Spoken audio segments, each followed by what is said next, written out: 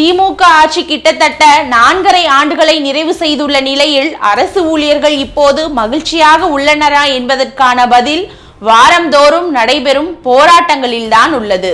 அரசு ஊழியர்கள், போக்குவரத்து ஊழியர்கள், ஆசிரியர்கள், சத்துணவு ஊழியர்கள், தொடக்கப்பள்ளி ஆசிரியர்கள், பகுதி நேர ஆசிரியர்கள், கௌரவ விரிவுரையாளர்கள், மின்வாரிய ஊழியர்கள், ரேஷன் ஊழியர்கள், டாஸ்மாக் ஊழியர்கள் என பல்வேறு தரப்பினரும் போராட்டங்களை நடத்தி வருகின்றனர்.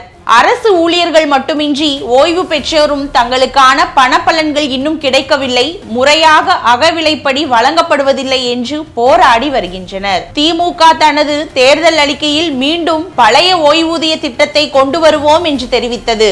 எனவே திமுக தன்னுடைய தேர்தல் வாக்குறுதிப்படி பழைய ஓய்வூதிய திட்டத்தை அமுல்படுத்த வேண்டும் என்று அரசு ஊழியர்கள் மற்றும் ஆசிரியர்கள் தொடர்ந்து வலியுறுத்தி வருகின்றனர். பழைய ஓய்வூதிய திட்ட விவகாரத்தில் அரசு ஊழியர்களின் அழுத்தம் அதிகரித்த நிலையில் பழைய ஓய்வூதிய திட்டம், பங்களிப்பு ஓய்வூதிய திட்டம் மற்றும் ஒருங்கிணைந்த ஓய்வூதிய திட்டம் ஆகிய 3 திட்டங்கள் குறித்து விரிவாக ஆராய ஊரக வளர்ச்சித்துறை செயலர் ககன்தீப் சிங் தலைமையில் ஒரு குழுவை அமைத்தது தமிழக அரசு.